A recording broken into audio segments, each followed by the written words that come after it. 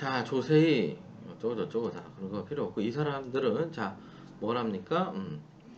자, 이후 난쟁이가 썰린 작은 공을 연작을 쓰면서 문단의 주목을 받았다. 그는 스스로 도스토옙스키 작품을 즐겨했다고 했듯이 인간 죄의 근원이 어디시며 인간에게 고통을 주는 사회적 부조리는 무엇인지에 대한 진지한 검토를 한다.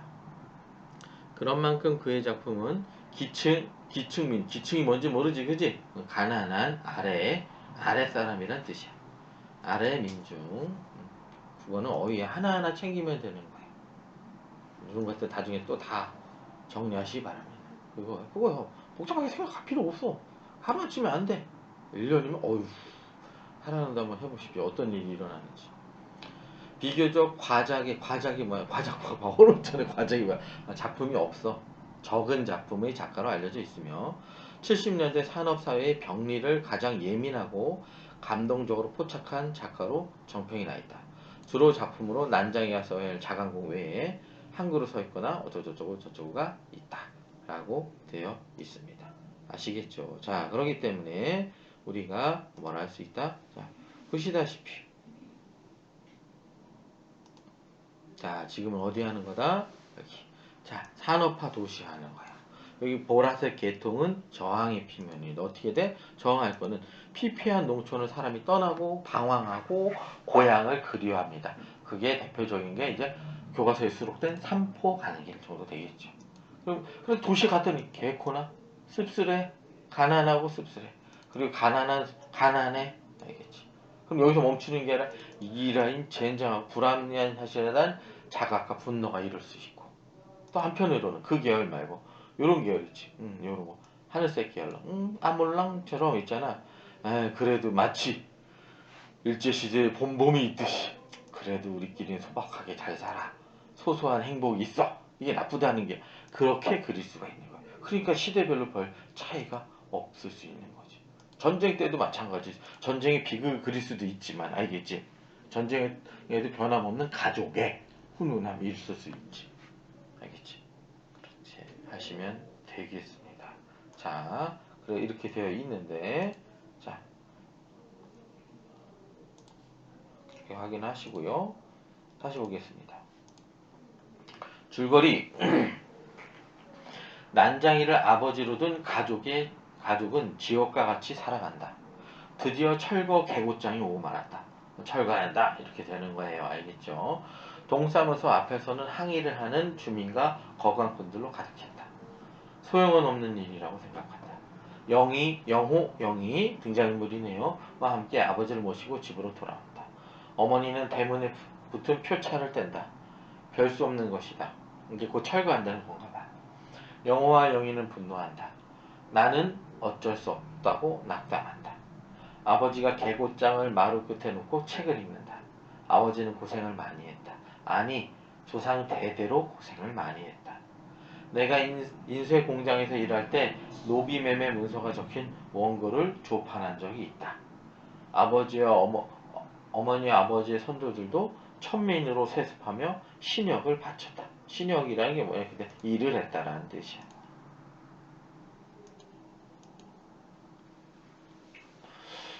아주 바람직하군요. 적지 않으라도 좀 그런 기분 자세. 자, 아버지에 이르러서도 마찬가지라고 생각한다. 옆집 명희 어머니로부터 돈을 빌린다. 우리 집에 새 든 사람에게 내어줄 돈이다. 그 돈은 예삿돈이 아니다. 명희 생각을 하면 가슴이 아프다고 어머니는 말한다. 나도 그렇다. 명희는 나를 좋아했었다. 어느 날 명희는 나에게 한 가지 약속을 하면 제 몸을 만져도 좋다고 했다. 그것은 공장에서 일하는 사람이 되어서는 안 된다는 거였다. 헐. 사랑의 표현을 이렇게 한 거야. 사랑하는데 그만큼 계급적, 현실적 가난이 힘들었던가 봐. 그런 남자랑 살고 싶지 않은 거야. 그래서 왜 사람이 그런 욕망이 없어? 있을 수 있는 거지. 여성으로서. 자, 만날 때마다 명희는 몸이 약해졌고 배가 고프다고 했다. 그러면서도 먹고 싶은 것을 손가락으로 꼽았다. 명희는 이후 다방 종업원, 고속버스 안내야 캐디가 되었다. 배가 불러 있었고 결국 자살했다. 순결을 잃은 거죠. 남긴 통장에 19만 원이 있었다. 그러나 명희와 약속을 지키지 못했다. 중학교 3학년 초에 학교를 그만둘 수밖에 없었다. 고등학교 못 갔네. 아버지의 기력이 세잔해지고 어머니와 나 영호는 공장에다가 일을 했다. 일은 고되었고 환경은 엉망이었다. 무슨 일이든 공부를 해야 이 구역을 벗어날 수 있었다고 생각하고 방송통신고를 입학했다. 아버지는 일이 힘들어서 서커스단에서 하는 일로 바꾸고 싶어 했다. 그러나 가족들은 반대했다.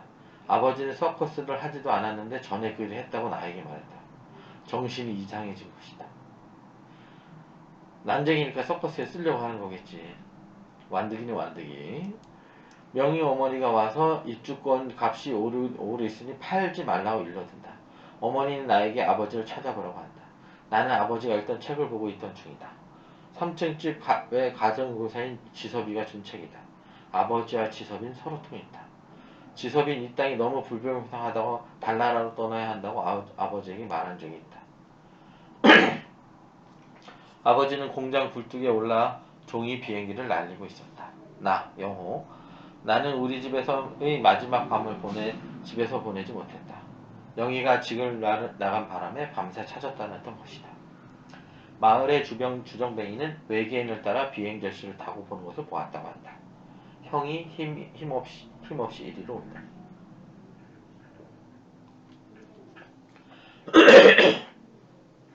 형은 힘이 없어 나를 찾아왔었다. 우린 함께 공장에서 일했다. 노동자들은 착취했지만 해고가 무서워 아무 말도 못했다. 형은 싸워야 한다고 말했다. 형은 많은 책을 읽었다. 고민하는 표정을 늘 지었고 공책에는 무언가 옮겨 적었다. 지도자의 위선과 폭력에 대한 내용이었다. 나는 형을 이상주의라고 생각했다. 며칠 전 동사무소에서 입주권 시세를 알아보려 왔다가 영희를 만났다. 잠시까지 가서 입주권 시세를 알아보고 온 것이었다. 어떤 아주머니와 흥정이 끝났을 때, 잘 안 됐을 때 승용차 안에 한 사내가 높은 가격으로 흥정해 온다. 저녁에 집으로 오겠다고 했다. 아버지는 우리를 진실을 위해다 희생된 것이라고 말했다. 형과 나는 사장과의 싸움에서 졌던 것이다. 사장을 만나겠다는 얘기가 새어나갔고 공모했던 자들은 우리에게 냉담했다. 같이 투쟁했다고 하다가 일상으로 돌아가 버렸다. 저녁에 사내가 와 계약서를 작성하고 돈을 건네받았다. 다음날 명인회가 마을을 떠났다. 아버지는 손을 들어 배웅했다.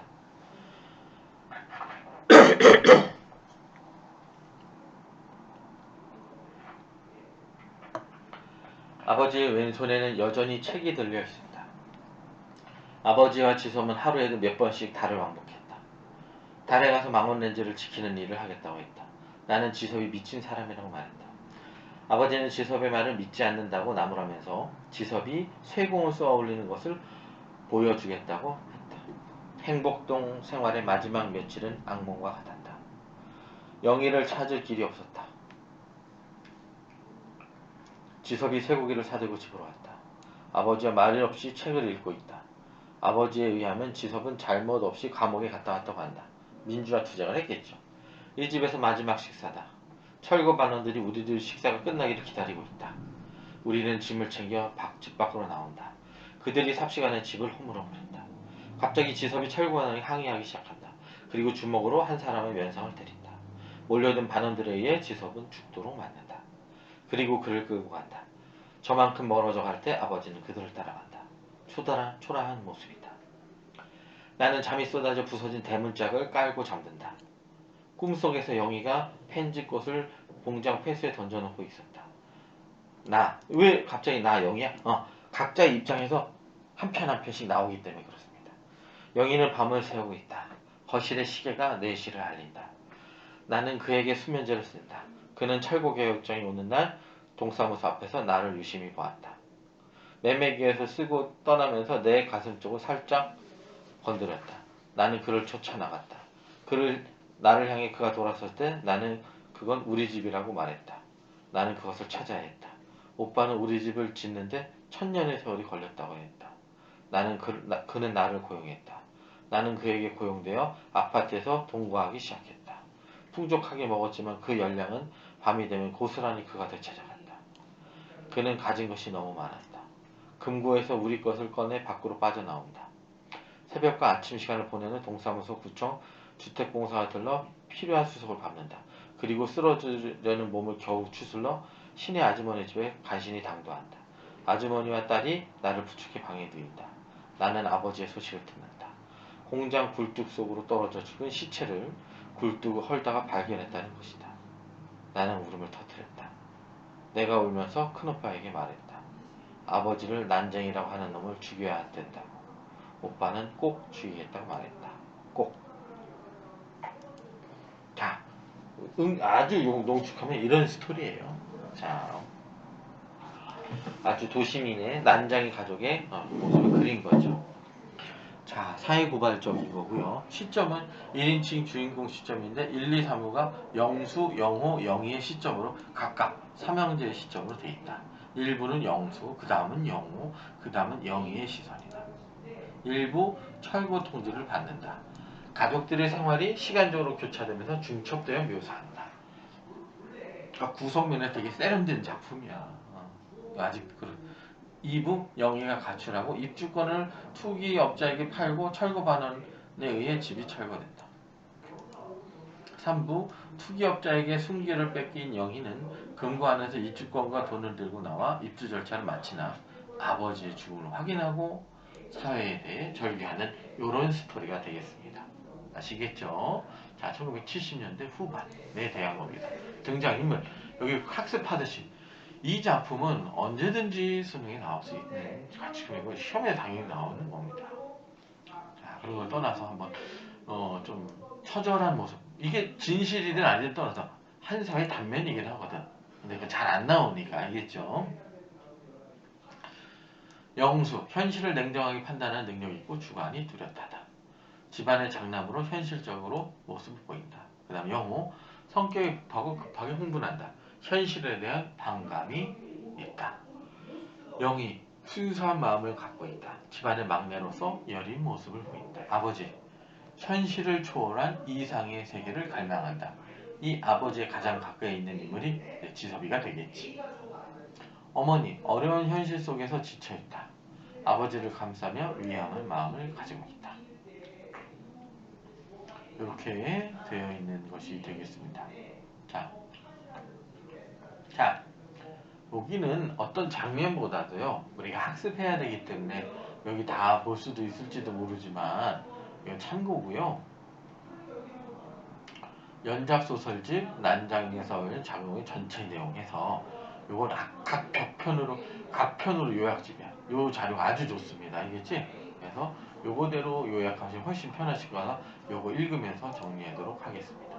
아시겠죠? 장면보다는 그 다음에 있습니다. 메비우스의 띠. 자, 그래서 아이들은 신뢰하는 수학교사는 마지막의 시간에 아이들에게 메비우스의 띠라는, 여러분 메비우스의 띠 아시죠? 그죠? 메비우스의 띠 모르시나요? 네. 그럴 수 있죠. 모를 수 있는 거 아니겠습니까? 메비우스의 띠. 메비우스의 띠가 상징하는 건 무엇일까요, 여러분? 메비우스의 띠는 이겁니다. 수학하고 그림 그릴 때 한 번쯤은 보셨을 건데요. 바로 나오잖아요.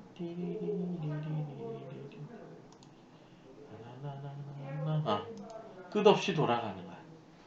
반복. 여기서 상징하는 건 뭘까요? 메비우스띠란 제목. 메비우스띠와 굴뚝 이야기를 들려준다. 사이 곱추와 안질뱅이는 헐값에 팔아버린 아파트 입주권을 되찾기 위해 입주권을 산 사내에게 폭력을 행사한다. 곱추와 안질뱅이는 사내의 이득 몫을 뺀 나머지 20만 원을 자기 몫이라고 찾아온다. 평면의 종이를 길쭉한 책상에 올려서 양끝을 맞붙여 안과 겉의 양면이 있게 된다. 그런데 이것을 한 번 꼬아 양끝을 붙이면 안과 겉을 구별할 수 없는 한쪽 면만 갖는 곡선이 된다. 안과 밖이 구별되지 않는 메비우스의 띠는 곧 우리가 갇혀있다고 생각한 세상도 갇히지 않는 곳이며 억압되어 있다고 느껴 탈출을 시도해도 되돌아볼 수밖에 없는 것이다. 수학교사는 아이들에게 얘기한다. 인간의 지식은 터무니없이 간사한 역할을 맡을 때가 많다.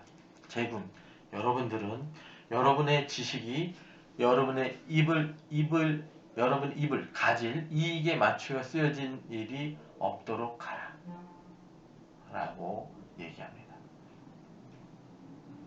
자, 무슨 얘기일까요? 그 자신을 위해서만 뿐만 아니라 사회 전체를 위한 지식을 쌓도록 하라, 뭐 그런 뜻이 되겠죠. 그 다음 칼날 편입니다. 하나하나씩 있는 거 한 편 한 편씩. 꿈 많고 총명에 있던 신혜는 책을 쓰는 게 소원이 있던 현우와 희망을 품고 결혼한다. 그러나 죽어라 돈을 벌어도 허덕이게 된 부분은 이제 가족 간의 의사소통도 제대로 이루어지지 않고 있다. 신문만 보는 현우, 학교에서 가르쳐주는 것은 옳지 않다고 믿는 큰아들, 라디오를 켜놓고 공부하는 딸. 이들 가족은 공무원, 제과회사 차장집들에 둘러싸여 있다. 그들은 다 돈이 많은 자들로 수도를 놓고 밤에 물 받는 걱정을 안 한다. 신혜는 수도꼭지를 낮춰 달면 물받기가 수월해진다는 난쟁이의 말을 믿고 그에게 일을 맡긴다. 난쟁이는 우리 주인공들의 난쟁이지. 화가 난 수도 설치하는 사내들은 신혜네 집으로 와 난쟁이를 폭행한다. 신혜는 부엌의 생선칼로 그들에게 상처를 입히고 사내들은 살이 죽이려는 그런 기운을 갖고 있는 신혜가 두려워 도망간다. 수도꼭지를 단 그날 밤 난쟁이 말처럼 정말 수돗물이 흘러나왔다. 알겠죠? 이건 그다음 한 편 한 편 그 동네 사람들의 모습을 하게 되는 거야. 아시겠죠? 우주여행. 현실적으로 이 내용 이상으로 난쟁이 소용을 할 수가 있는 부분이 아니게 되는 겁니다. 윤호의 아버지는 윤호를 A대학 사회계열에 보내기 위해 지섭을 가정교사로 등장인물이 이렇게 교차되는 나타나는 거야. 알겠지? 되게 세련됐지 드라마로. 가정교사로 데려왔다. 윤호는 지섭을 알게 된 후 세상에 대한 인식이 다르게 되었다.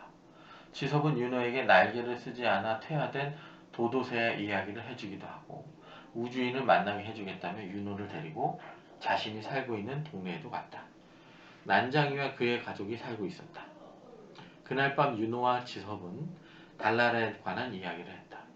학교에서 배운 대로 산소가 없고 권태로운 달나라 얘기를 한 윤호와 달리 지상이 없는 행복이 있는 달이 있을 거라고 지섭은 말했다. 윤호는 대학에 떨어졌고 지섭은 쫓겨났다. 윤호는 학원에 나가 강의를 받고 개인 그룹을 지어 쪽집게 특수 지도를 받았다. 윤호는 특수 지도를 받는 아이들 가운데 맑고 깨끗한 은희를 알게 된다. 예비고사 날, 예비고사가 뭐냐면 옛날에는 예비고사를 통과하면 대학 시험을 볼 수 있었다. 그렇게 어려웠던 시절이었습니다. 지금 한 60세 정도? 55세, 60세 정도 세대가 그렇게 대학을 갔어. 예비고사 날 윤호는 특수 지도반 아이들 중 타락하고 쓰레기 같은 인규로부터 답안지를 보여달라는 제의를 합니다. 대신 인규가 은희에 대한 관심을 끊겠다고 일종의 거래였다. 그럴 수 있지. 스스로에게 환멸을 느낀 윤호는 자살을 하기 위해 아버지가 숨겨둔 권총을 찾았다. 이때 은희가 윤호를 방문하고 윤호는 은희에게 권총을 쏴 자신을 달나라로 보내달라고 얘기한다.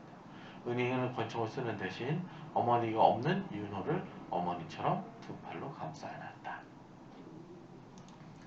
그때를 살아가는 사람들의 이 군상의 모습을 이렇게 다 나타낸 작품이야. 알겠지? 난장이가 쌓아 올린 작은 거.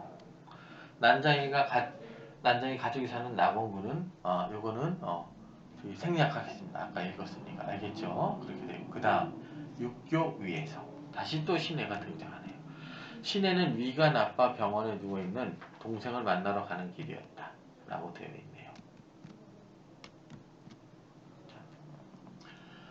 혼잡한 사람들을 해집고 육교를 지나가던 신혜는 동생과 단짝 친구가 일하는 직장의 건물을 보고 동생과 동생 친구의 대학 생활과 또 소원, 멀어진 관계에 대해서 생각한다.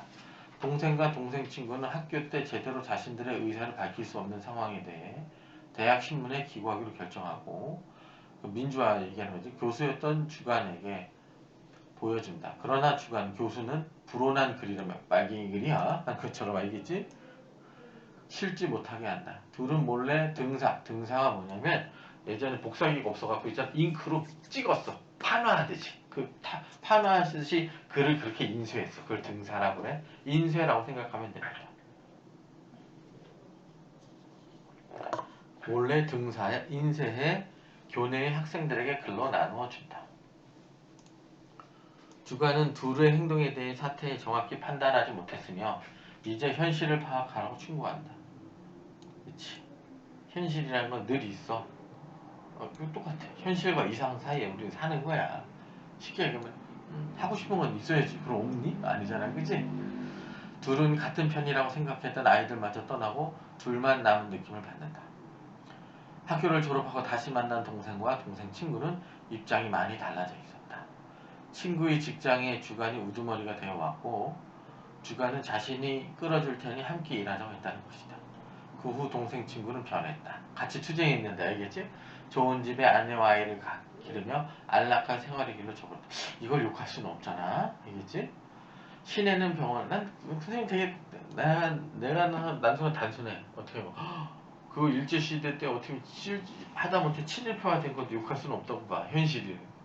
대신 내가 친일파가 됐으니까 독립운동을 한 사람은 비현실적으로 비판하지 말아야지. 그렇게 힘든 와중에 한 건 대단한 거 아니겠어? 그렇게 생각하면 될 것 같아. 나는 사회에서 다 이렇게 살지. 친구처럼 살지. 하지만 그 와중에서도 막 민주화 운동을 하고 독재 투쟁을 하고 정말 대단한 거지. 이렇게 생각하면 내가 일제시에 태어났어 봐. 100% 어떻게 그랬어. 내가 그랬을 거야. 우린 보통 그렇잖아, 그지? 시내는 병원에 들려 동생의 아이들이 아무도 모른 채 웃고 있는 사진을 보았다. 알겠죠? 시내의 동생은 타협하지 않고 그래서 여전히 가난하고 그런 모습이네. 자, 하나하나가 정말 딱딱딱 어떤 그림의 한 면 하듯이 잘 드러내고 있네요. 조금 더 가보도록 하겠습니다.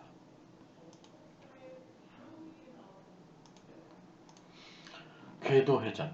아버지의 궤도회전. 아버지의 기대와 달리 어긋나게 셋째 해 예비고사에 떨어진 유호는 학원도 갔는데 떨어졌어. 철사로 매를 맞았다.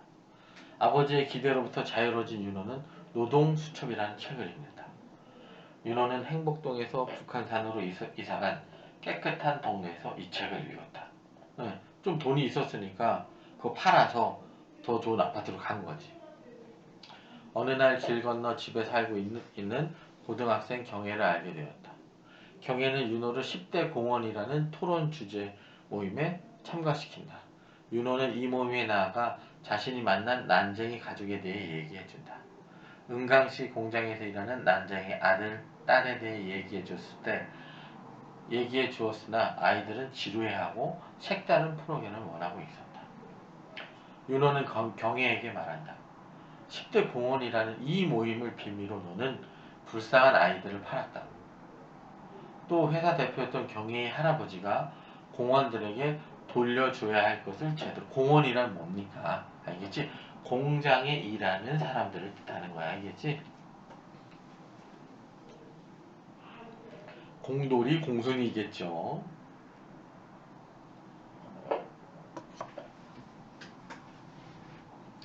경애 또한 같은 또래 아이들의 고통을 받는 걸 몰랐다는 것조차 죄라고 말했다. 난 몰랐단 말이야. 그럴 수 있지, 그치? 근본적인 문제야. 그럼 되는 건가? 아니면 경애도 윤리적 책임이 있는 건가? 답이 없지. 근데 살면 이런 게 되게 많아. 네가 어떻게 살면서? 난 몰랐는데? 그럼 뭘까? 근데 나는 분해. 나 이건 아닌 것 같아. 그럴 수 있지, 그지? 자, 그런 그 문학이라는 것이 선생님 얘기했죠. 정신의 예방주사다. 왜 이렇게 꿀꿀해? 맞지. 드라마는 많이 봤잖아. 재밌는 영화도 많이 보잖아. 알겠지?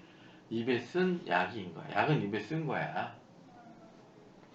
항상 여러분들 지금 중고생 때처럼 이렇게 뭐 도대체 맨날 공부 하네 안 해로만 싸우고 방 청소 안 해로 해내 안 해로 싸우는 시절은 얼마 안 남았어. 현실이야. 당연히 모르지. 살아가는 건 그런 거야.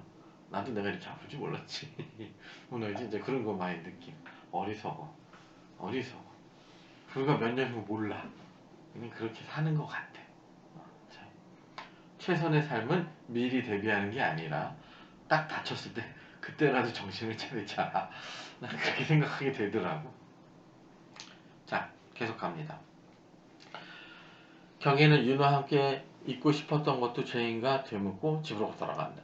좋아하는 거지. 경영의 할아버지가 돌아가시고 장례식이 치러졌다.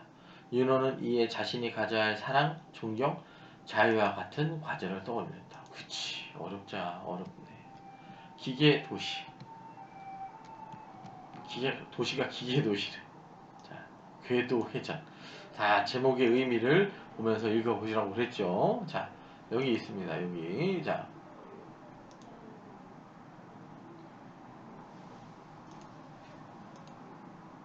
한번 오실 수 있으니까. 선생님 보면 간단합니다. 한 번 보고 읽는 건 땡이야. 계속 보여야 돼. 그러니까 계속 보여주는 것밖에 없는 거야, 나는. 어떻게 해야 돼? 그렇지. 표시 잘해야지. 아주 잘하고 있어. 어느 장면이 나오지? 요약이 뭐지? 아, 어휘도 그려야지. 하나하나 그리면 되겠군. 어휘 정리해야지. 제목의 의미가 뭐지? 왜 기계 도시지? 이렇게. 이거 한번 줘봐. 나 배웠다. 국어 배웠다. 우키우키. 그러니까 아무짝에 쓸모없는 게 되는 거야. 자, 영어처럼 단어 외울 필요 없어. 편해. 조금만 신경 써. 조금만. 정리하지 않은 공부는 공부가 아닌 거야. 정리가 몸에 배시기 바랍니다. 자, 기계도시. 윤호는 삼수 생활을 하며 70년대 후반에 도시로 자, 한번 여행을 가보는 겁니다. 삼수 생활, 삼수. 남 얘기가 아닐 수 있어. 자신이 가보았던 난쟁이 가족이 살고 있. 왜? 삼수하면 명확한 목표가 있어요. 아, 나쁘다가 좋고를 떠나서 애가 삼수하니까 고생해라 그런 게 아니야. 선생님이 솔직히 얘기하면 삼수 못 끼고 재수하는 애는 요새는 솔직히 그냥 기특하게 생각해. 왜냐면 그 재수가 성공할지 실패할지 모르지만 그나마 재수하는 애는 뭔가 꿈틀거리는 게 아니고 아, 나 죽어도 이 학교는 못 가겠다. 난 여기는 꼭 가야겠다. 학교를 떠나서 이 학과는 꼭 가야겠다. 에이 뭐 수시 6개 쓰면 하나는 붙겠지 뭐. 에이 그러면 수능 공부 안 해도 되지 하고 고3 때부터 놀아서 막상 갔는데 에이 뭐 그런 거보다 나 낫지 않을까 싶어. 재수가 성공하든 말든 꿈틀거리는 차원에서 떨려지죠. 그죠? 그 느낌이 1994년 겨울에. 자, 모르시면 한 번 더 읽어보시면 되겠고. 자, 윤호와 사귀는 은희도 윤호가 난쟁이 가족이 일하고 있는 은강을 큰 피부로 떠올리고 있다. 은강은 서울에서 가까운 서해반도에 위치한 곳으로 금속, 도자기, 화학, 유지, 조선으로 유명한 인천인가요?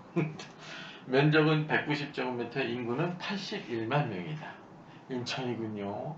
하여튼 은강이라고 하는 거고, 공장은 북쪽 지대에 있고 바람이 바다에서 육지에서 바다로 불기 때문에 매연이 이동했을 때 어느 날 공장지대 상공에 머물러 매연이 주거지를 향해 불었다. 사람들은 고통을 고수했다. 요새 미세먼지 생각해 보세요. 환경법 그런 게 어딨어. 수출력군 뭐 이런 거였으니까. 왜 가난은 그 나쁘다는 게 아니라 그 부작용 이런 거야. 먹고 살기도 힘들었는데 그렇지? 공장에서 쏟아져 오는 많은 양의 폐수는 바다로 흘러갔다. 은강에서 일하는 대다수의 공원들은 빈곤 때문에 일자리를 얻었으며 대다수의 대우를 이곳에서는 기대할 수 없었고 인간적인 대우를 기대할 수 없었고 앞으로 이곳 생활이 나아지리라는 기대를 하지 않았다. 난장의 큰아들 영수는 윤호에게 은강그룹에서 일하는 노동자들의 고통을 해방시키기 위해 은강그룹의 경영주를 죽이겠다고 얘기한다. 윤호의 집에서 사는 은강그룹의 옆집에 사는 은강그룹의 경영주를 죽일 수 있도록 자신을 은호 집에 머물게 해달라고 한다. 윤호는 난장의 큰아들 혼자 힘든 일이라 생각하고 그를 위해 도울 생각을 해본다.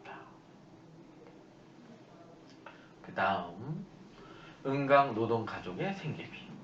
영희는 영수에게 독일에 있다는 릴리우프를 얘기를 했다. 억압, 공포, 불평등이 없는 난쟁이 마을 얘기였다. 이상향이네, 그치?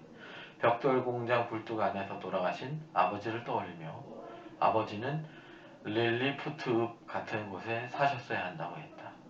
나는 은강 자동차에서, 동생 영호는 은강 전기 제일 공장에서, 막내 영희는 은강 방직 공장에서 일한다. 특별한 기술을 익히지 못한 우리는 그곳에서도 제일 낮은 계급에 속했으며 어머니는 우리가 벌어주는 돈으로 빠듯하게 생계를 유지해 나가셨다. 하루 9시간 이상의 고된 노동에 잠깐의 휴식이 우리 생활의 전부였다. 나는 월급을 탄 날 지부장을 만나러 가 시간의 수당일 그 부적절한 지급과 동료의 부당 해고 문제에 항의했다. 그는 나의 말에 동의했지만 회사 사람이었고 노동자를 위해 아무것도 하지 않았다. 나는 해고자 명분에 오르기 전에 은간 자동차에서 나와 은간 방직으로 옮겼다. 은강에서 생존을 위해 죽어라 일해야만 했다. 우리의 생존 비용으로 가득 채워진 어머니의 가계부를 덮으며 나는 릴리 푸트욱을 생각했다. 여기서 이러지만 현실은 더 혹독할 수 있어. 왜? 블랙리스트가 있거든. 같은 은강 계열 그룹이니까 있잖아. 왜 알겠어? 그게 얼마 전에 일어난 삼성 노조 사건이야. 지금 재판하고 있어. 삼성에서 그 짓을 하다가 진짜 지금 재판하고 있어. 지금 치기는 지금 시간 관계상 치지를 못하겠습니다. 정말입니다. 잘못은 신에게 있다 편입니다. 읽기만 해도 요것만 더 읽을 수 없어. 너무 장편이라 재밌죠. 그런데 여기서 나면 여기 하나하나가 날 수 있어. 수능에서. 그러면 똑똑해서 정리해두면 되는 거야. 장면보다도. 그럼 너무 많으니까. 아버지가 꿈꾸던 세상은 모두에게 할 일을 주고 일한 대가로 먹고 있고 누구나 다 자식을 공부시키며 누구나 자식 너무 당연한 것 같다고 지금 이렇게 하고 있지 않니? 이웃을 사랑하는 세계였다.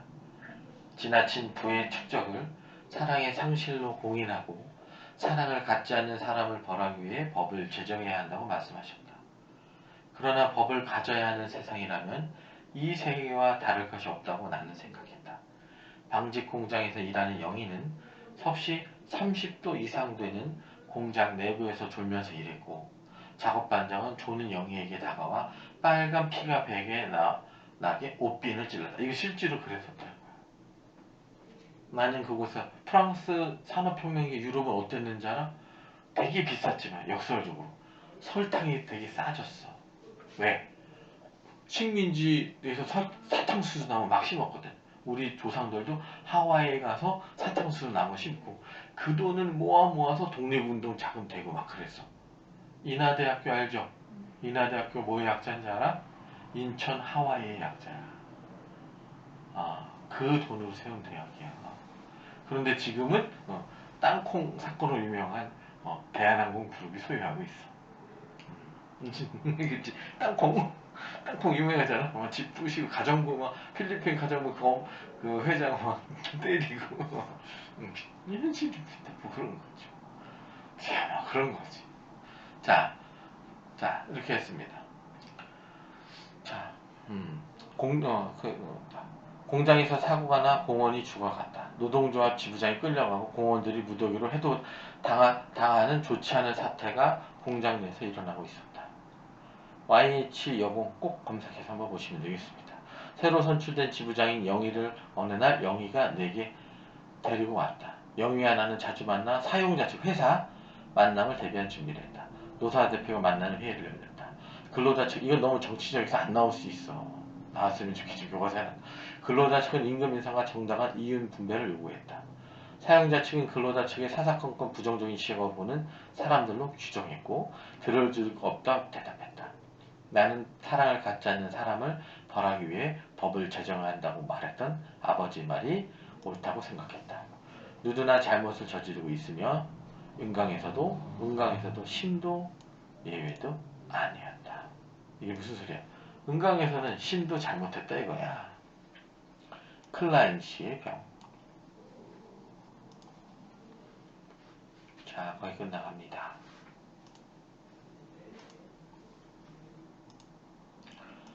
나는 은강 방직에서 노동조합 운동을 하게 된다. 교회 목사로부터 다른 동료들과 함께 의식화가 뭐냐면 이제 사회적 불합리에 대해서 교육하는 걸 의식화 교육이라고 했습니다. 근로자의 손에는 경영주 이익이라는 단순한 지적이 우리의 뒤통수를 미안해 거꾸로야. 의식화 교육이라고 그것도 의식화가 되고 한마디로 그러면 자기의 생각을 주입하는 거야. 쇠뇌 교육, 쇠뇌 교육. 알겠지? 쇠뇌 교육이라고 하시면 되겠습니다. 근로자의 손해는 경영주의 이익이라는 단순한 지적이 우리의 지정책자. 부의 증가는 저임금 근로자의 수위 증가와 비례해 왔다는 그 역사가 그가 들춰낸다. 그렇죠. 우리는 그를 믿었다. 라고 나는 생각한다. 어머니는 내가 공장 일만 하기를 바란다. 그러던 어느 날 행복동 철거공원과 목상 끝에 끌려갔다 온 지섭이 노동운동가로 변해 나를 만나러 왔다. 지섭은 내게 노동 현장을 지키는 일의 중요성에 대해 설명해준다. 지섭이 떠나고 나는 과학자가 만든 이상한 병을 보게 된다. 안과 밖이 따로 존재하지 않는 기묘한 현상을 한 클라이시 병이라고 불리는 이 병에서 안이 곧 밖이 되고 밖이 또 안이 될 구별이 없으므로 우리는 이 세계에 갇혀 있지 않으면서도 갇힌 것이고 갇혔다는 것도 착각이라는 명제를 나는 어렴풋이 알게 된다. 라고 되어 있습니다. 자, 클라이시 병. 클라이시 병.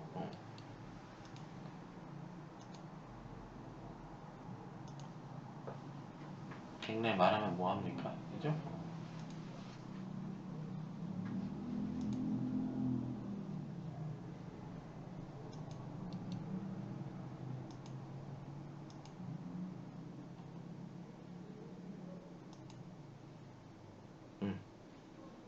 메비우스 있잖아. 똑같은 거 알겠지? 클라이시 병이 이렇게 돌고 돌아. 나는 은광방직에서 됐고 자, 그 다음 그물로 오는 가시고기 하고 에필로그 끝나고 마무리하겠습니다. 숙부를 은광그룹의 회장으로 착각했던 공원의 칼에 맞아 숙부는 죽었다. 사촌은 미국에서 아버지 장례식에 아버지 숙부지 그러니까 회장의 그치 사촌은 미국에서 아버지 장례식에 참석하기 위해 왔다. 나 은광그룹의 아들 경훈이는 함께 법정에 참석한다. 범인은 은간방지 기사로 일했던 난쟁이 가족의 큰아들이었다. 사람이 죽은 엄연한 사실을 갖고 변호인 측은 은간그룹 회장이 노동자의 억압을 중심 위치에 있었기 때문에 죽여야 했다는 부정한 사회를 바로잡기 위해 어쩔 수 없다는 투사적 논리까지 펴왔다. 변호인 측의 증인으로 등장한 손가락이 8개뿐인 지서본 노동운동가 난쟁이 큰아들은 이상을 표현하다 고생했으며 지금도 난쟁이 큰아들과 자신이 상대하고 있다는 것은 집단이 아니라 인간이란 논리를 폈다. 마음 약한 사촌은 그들의 논리에 열심히 귀 기울이고 무엇이 사실인가 나에게 설명을 한다. 재판은 끝나고 사촌형은 떠났다.